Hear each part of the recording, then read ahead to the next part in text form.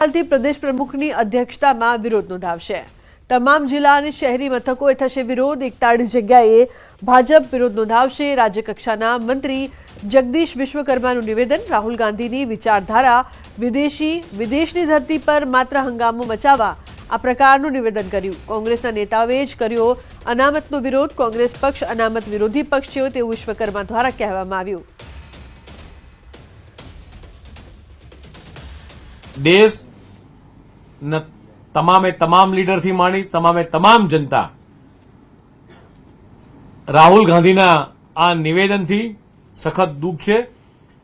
अमारा राष्ट्रीय नेतृत्व पण गुजरातना मुख्यमंत्री राष्ट्रीय नेतृत्व पण होय के गुजरातना तमामे तमाम कार्यकर्ता के तमामे तमाम प्रजा आ राहुल गांधीना निवेदन थी सखत दुख थयुं छे अने माननीय प्रदेश अध्यक्षनी अध्यक्षतामां काले ज राज्यना तमामे तमाम जिल्ला मथकोए शहरी मथकोए 41 जग्याए ફતેપુરમાં સેવા સદનની કચેરીમાં સવારથી જ અરજદારોની લાંબી કતાર લાગે છે। ભારે ગરમી વચ્ચે ઓફિસની લોબીમાં લોકો ભૂખ્યા તરસ્યા કલાકો સુધી બેસી રહેવા મજબૂર છે। બાળકોની શિષ્યવૃત્તિ માટે કેવાયસી ફરજિયાત હોવાથી ખેત મજૂરી કરતી મહિલાઓ સહિત મોટી સંખ્યામાં વાલીઓ ધરમના ધક્કા ખાવા મજબૂર છે। અરજદારોનો આક્ષેપ છે કે છેલ્લા 3 દિવસથી તેઓ કામ ધંધા છોડીને ઓફિસના ધક્કા ખાઈ રહ્યા છે પણ કામ થતું નથી।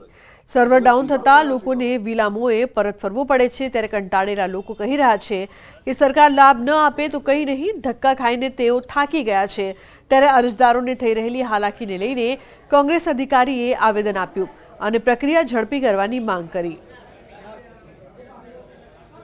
છોટાઉદેપુર જિલ્લાના બોડેલી સેવા સદન ખાતે કેટલાક ગ્રામ્ય વિસ્તારોમાંથી આધાર કાર્ડ અપડેટ કરવા માટે અને આધાર કાર્ડ નવા બનાવવા માટે મોટી સંખ્યાની અંદર લોકો આવે છે। આપણે તસવીર બતાવવા માંગીશું।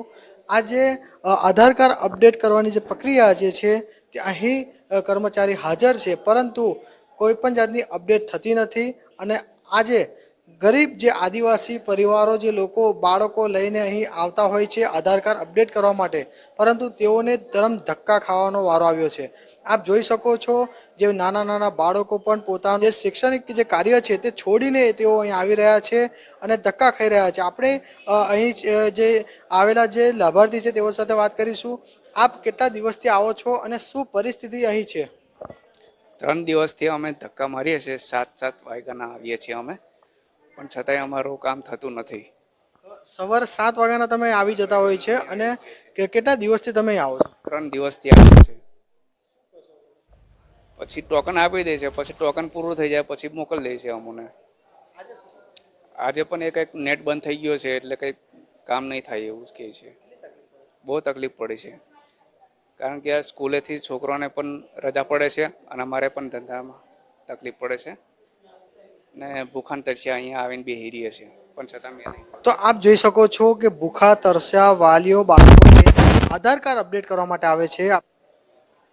તો આપ જોઈ શકો છો કે નાના નાના બાળકો સાથે અહીં જે લોકો આવે છે તકલીફ છે। આપના કાકાને બતાવવા માંગીશું કે લાકડાના ટેકે કાકા ઊભા રહ્યા છે। આમ છેલ્લા 3 દિવસથી આ કર્મચારીઓ સાથે આવે છે આધાર કાર્ડ અપડેટ કરવા માટે અને અન્ય મહત્વની બાબતો એ છે કે આજે લોબીની અંદર જે રીતે બેસાડવામાં આવે છે ત્યાં કોઈ પંખાની પણ વ્યવસ્થા નથી એટલે હાલની અંદર આજે આવતા જે લાભાર્થીઓ છે અંતરિયાળ વિસ્તારમાંથી આવે છે બફારામાં બફાઈ ગયા પરંતુ આખરે તેઓને નિરાશ થઈને જ ઘરે પરત ફરવાનો વારો આવ્યો છે। સેજબ Khatri, news 18 Gujarati, Chhota Udepur. Server problem છે અને વર્ઝન બદલાય છે એના કારણે રિજેક્શન વધારે આવે છે। જ્યાં સુધી આપણે વર્ઝનનું સોલ્યુશન નહીં આવે ત્યાં સુધી કામગીરી બંધ રહેશે। એટલે અમે જ્યાં સુધી માહિતી કે જાણકારી નહીં આપીએ ત્યાં સુધી કોઈએ આવવાનું નહીં। રહેવાસી લોકો પાસે મહિલાઓ પાસે પૈસા આર્થિક રીતે તકલીફ પડે છે ને એમની પાસે બસના ભાડાના પૈસા પણ નથી। કેટલાય લોકોની અમે મુલાકાત લીધી 3-3, 4-4 દિવસથી એ લોકો અહીંયા ગાડી ભૂખા તરસ્યા બેસી રહ્યા છે। આજે નાના નાના બાળકોને જોઈને અમે એ લોકોને પાણીની વ્યવસ્થા કરી અને એમને બિસ્કિટના પેકેટો આપેલા। જો આધાર કાર્ડ લિંક કરવાનો હોય તો મફતમાં કામગીરી કેમ નથી કરતી? ત્યાં સ્થાનિક લેવલે રેશનિંગની દુકાનની શોપવાળા છે, વીસી છે, તલાટીઓ છે, તમામને આ કામગીરી કરવા માટે સોંપે તો આ પ્રક્રિયા એકદમ સરળ પડે છે। મારી નમ્ર વિનંતી છે ગુજરાત સરકારને કે જો તમે અહીં બોલાવો છો એ ન કરતા ગ્રામ્ય લેવલે આ ટોટલી કામગીરી તલાટી કમ મંત્રીશ્રીને આપવામાં આવે અને એ રવિવારના દિવસે પણ ચાલુ રાખવામાં આવે આ કામગીરી। મારી તો એવી માંગ છે જેથી કરીને પ્રજાને કોઈ મુશ્કેલી ના પડે અને ગ્રામ્ય પ્રજાને 25-30 કિલોમીટરનું અંતર કાપીને સેવા સદન ખાતે તાલુકા મથકે ના આવવું પડે. રાજ્યની અને સહકાર વિભાગની ચૂંટણી પહેલા ભાજપમાં અંદરો અંદરના વિવાદો સપાટી પર આવી રહ્યા છે. ત્યારે નર્મદામાં રાજકીય ગરમાવો જોવા મળી રહ્યો છે. તાજેતરમાં જ ધારીખેડા શુગર ફેક્ટરીમાં કસ્ટોડિયલ ડિરેક્ટર બનેલા સુનિલ પટેલને હટાવ્યા હતા. સાથે સાથે ઝઘડિયા વિસ્તારના બીટીપીમાંથી ભાજપમાં આવેલા પ્રકાશ દેસાઈને દૂધધારા ડેરીના ડિરેક્ટર બનાવ્યા હતા. આ બંને ઘટનાને લઈને મહેશ વસાવાને નારાજગી વ્યક્ત કરી હતી. પોતાની નારાજગી વ્યક્ત કરતા ભરૂચ દુધારા ડેરીના ડિરેક્ટર પદેથી રાજીનામું આપ્યું. ત્યારે મહેશ વસાવાના રાજીનામાને લઈને સાંસદ મનસુખ વસાવાએ સ્પષ્ટ શબ્દોમાં કહી દીધું છે કે સ્થાનિક કક્ષાને વિશ્વાસમાં લીધા વગર આજે નિર્ણય કરી રહ્યા છે એ ગેરવ્યાજબી છે અને આવા નિર્ણયના કારણે પક્ષને પણ સહકાર ક્ષેત્રમાં નુકસાન થાય તેવી શક્યતા છે. આ સાથે તેમણે આ જાણી જોઈને કોઈ કરી રહ્યું હોય તેવા આરોપો લગાવ્યા હતા.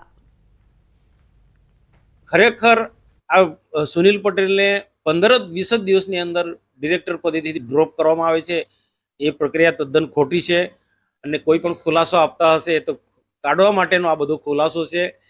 સુનિલ પટેલને કોઈ પણ રીતે કાઢીને પેલી બાજુ પ્રકાશ દેસાઈને દૂધધારા ડેરીમાં સમાવેશ કરવા માટેની આખી આ બધી ગોઠવણ હતી અને એ ગોઠવણથી અમે બધા જ નારાજ છે. જિલ્લા બનાવવાની માંગ ઉઠી છે. ભાજપ એમએલએ લવિંગજી ઠાકોરે સીએમને લખ્યો છે પત્ર. રાધનપુરને જિલ્લો બનાવવાની પત્રમાં કરી છે માંગ. જિલ્લા કક્ષનો સમાવિષ્ટ તમામ સુવિધા રાધનપુરમાં છે તેવી પણ રજૂઆત તેમણે કરી. અનામત પર રાજ્યમંત્રી જગદીશ વિશ્વકર્માનું નિવેદન. સ્થાનિક સ્વરાજની ચૂંટણીમાં પણ હતું. વિશ્વકર્મા દ્વારા વાત કરવામાં આવી. ઓબીસી અનામતનો રિપોર્ટ તૈયાર. સિનિયર નેતાઓએ રિપોર્ટ સબમિટ કર્યા છે. સરકારી કાર્યવાહી પૂર્ણ થઈ છે. આગામી દિવસોમાં ચૂંટણીમાં તેની જાહેરાત થશે. મોડી જાહેરાત પર મંત્રી જગદીશ વિશ્વકર્માએ આપ્યો તર્ક. નવી નગરપાલિકા કોર્પોરેશનની જાહેરાત થઈ. અમુક જગ્યાએ ટર્મ પૂર્ણ થવાની હોય. બધી જ બાબતોને ધ્યાનમાં લઈને સરકાર તેને આગળ વધારશે.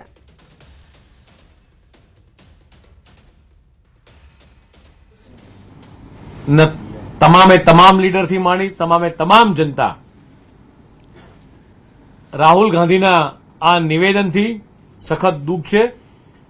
અમારા રાષ્ટ્રીય નેતૃત્વ પણ ગુજરાતના મુખ્યમંત્રીઓ રાષ્ટ્રીય નેતૃત્વ પણ હોય કે ગુજરાતના તમામ કાર્યકર્તા કે તમામ પ્રજા આ રાહુલ ગાંધીના નિવેદનથી સખત દુઃખ થયું છે અને માનનીય પ્રદેશ અધ્યક્ષની અધ્યક્ષતામાં કાલે જ રાજ્યના તમામ જિલ્લા મથકોએ શહેરી મથકોએ 41 જગ્યાએ આના વિશે ધરણા પણ થવાના છે. ઓબીસી અનામત સ્થાનિક સ્વરાજની ચૂંટણીમાં આપવાનું હતું. એના રિપોર્ટો તૈયાર થયા છે. અમે મયંકભાઈ બીજા સિનિયર નેતાઓ પણ એના રિપોર્ટ સબમિટ કર્યા છે અને એ બધા જ કાર્યવાહી સરકારી કાર્યવાહી પરિપૂર્ણ થઈ છે અને આગામી દિવસોમાં એ ઇલેક્શન પણ ડિક્લેર થશે. નવસારીના બિલીમોરા શહેરમાં પહોંચ્યા કોંગ્રેસ નેતા અમિત ચાવડા. કોંગ્રેસના જનમંચ કાર્યક્રમમાં હાજર રહ્યા. બિલીમોરા શહેરમાં યોજાયેલા જનમંચ કાર્યક્રમમાં અમિત ચાવડાએ પ્રજાના પ્રશ્નો સાંભળ્યા હતા. કોંગ્રેસ આગેવાને ભાજપને ઘેરવાનો પ્રયાસ કર્યો. કોંગ્રેસના જનમંચ કાર્યક્રમમાં લોકો પોતાના પ્રશ્નો લઈને પહોંચ્યા હતા તો બીજી તરફ તંત્રના ભ્રષ્ટાચારથી કંટાળેલા એક વ્યક્તિ ફરિયાદો અને આરટીઆઈના દસ્તાવેજનો થેલો ભરીને જનમંચ કાર્યક્રમમાં પહોંચ્યો હતો. આ વ્યક્તિ લોકોમાં ચર્ચાનું કેન્દ્ર બન્યો. શિક્ષણ જગતના મહામુકાબલાનું આજે પરિણામ. શિક્ષણ બોર્ડની મતગણતરીનો પ્રથમ રાઉન્ડ પૂર્ણ. અત્યાર સુધીમાં 625 મતની કરાઈ છે ગણતરી. જેવી પટેલને 338 મત મળ્યા છે તો પ્રિયવદન કોરાટને 164 મત મળ્યા છે. મેહુલ પરવડાને 125 મત મળ્યા. 2 બેઠકો માટે મતદાન થયું હતું. સરકારી ઉચ્ચતર માધ્યમિક શિક્ષક વિભાગમાં 79.3% મતદાન થયું છે. ગુજરાત માધ્યમિક અને ઉચ્ચતર માધ્યમિક બોર્ડની ચૂંટણીની મતગણતરી તો સરકારી શાળા શિક્ષક પ્રતિનિધિની બેઠક પર પ્રથમ રાઉન્ડમાં મતગણતરી પૂર્ણ થઈ છે.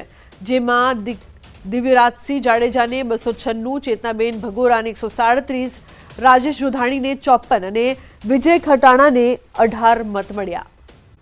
વાત કરીએ વલસાડની તો વલસાડ જિલ્લામાં આજે સતત 6ઠ્ઠા દિવસે પણ વરસાદી માહોલ યથાવત છે. જિલ્લામાં મોડી રાતથી જ વરસાદની શરૂઆત થઈ હતી. આજે પણ સવારથી વાપી, ઉમરગામ સહિતના તાલુકાઓમાં વરસાદ વરસ્યો છે. મોડી રાત્રે પણ ઉમરગામમાં ધોધમાર વરસાદ ખાબક્યો હતો. થોડા સમય સુધી વરસેલા ભારે વરસાદના કારણે રાત્રે ઉમરગામના રસ્તાઓ પાણી થઈ ગયા હતા. તાલુકાના સોનગઢ, રામધરી, આમલા, સણોસરા સહિતના ગ્રામ્ય પંથકમાં જોરદાર વરસાદ. ભાદરવા મહિનાના અંતિમ દિવસોમાં ભાવનગર જિલ્લા માટે મેઘરાજા મહેરબાન રહ્યા છે. તો ભાવનગર શહેરમાં મોડી રાત્રિ બાદ ફરી એકવાર વરસાદી વાતાવરણ જોવા મળી રહ્યું છે. શહેરના વિવિધ વિસ્તારોમાં ધીમી ધારે સાર્વત્રિક વરસાદ વરસી રહ્યો છે. હવામાન વિભાગ દ્વારા આપવામાં આવેલી આગાહીને લઈને શહેર અને જિલ્લાના વાતાવરણમાં બદલાવ આવ્યો છે. હાલ ભાવનગર શહેરમાં ધીમી ધારે વરસાદ એકરસ થયો છે.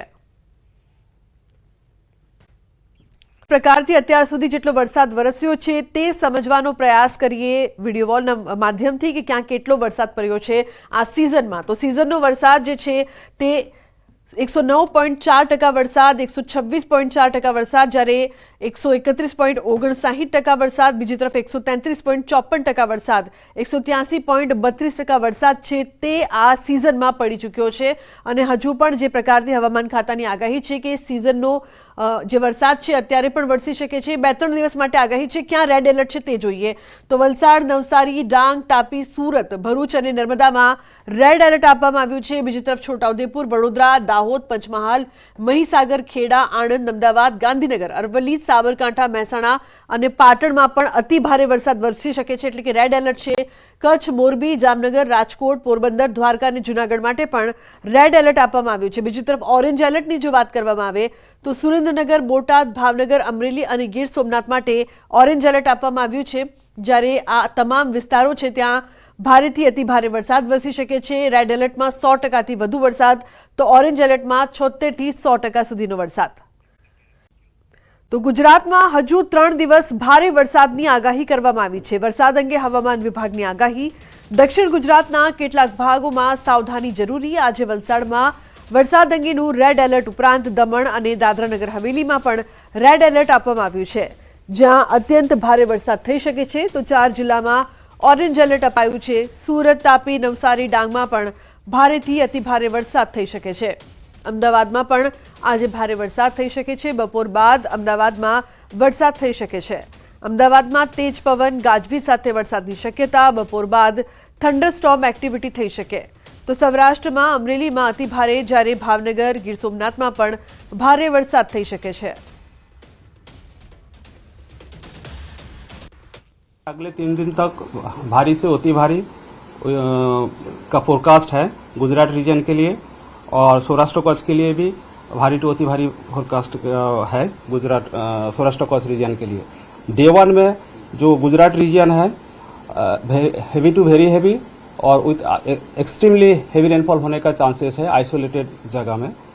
और जो डिस्ट्रिक्ट आज रेड वार्निंग दिया गया है वो है वलसाड, और जो ऑरेंज वार्निंग दिया गया है सूरत, नवसारी, तापी और डांग डिस्ट्रिक्ट के लिए. और उसका जो नॉर्दर्न उत्तरीय डिस्ट्रिक्ट्स है मेनली साउदर्न गुजरात रीजन में वो उसमें हेवी रेनफॉल होने का चांसेस है.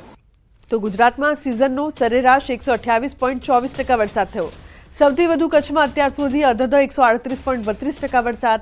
દક્ષિણ ગુજરાતમાં 133.54% વરસાદ. તો સૌરાષ્ટ્રમાં 131.59% વરસાદ થયો છે. પૂર્વ મધ્ય ગુજરાતમાં 126.4%, તો ઉત્તર ગુજરાતમાં 109.4% વરસાદ થયો છે. ગુજરાતના તમામ જિલ્લામાં સરેરાશ 76%થી વધુ વરસાદ નોંધાયો છે, જેમાં અત્યાર સુધીમાં 27 જિલ્લામાં 100%થી વધુ વરસાદ નોંધાયો છે, જ્યારે 6 જિલ્લામાં 76થી 100% સુધીનો વરસાદ નોંધાયો છે. સિઝનનો સૌથી ઓછો વરસાદ બોટાદ જિલ્લામાં અત્યાર સુધીમાં 88.84% વરસાદ.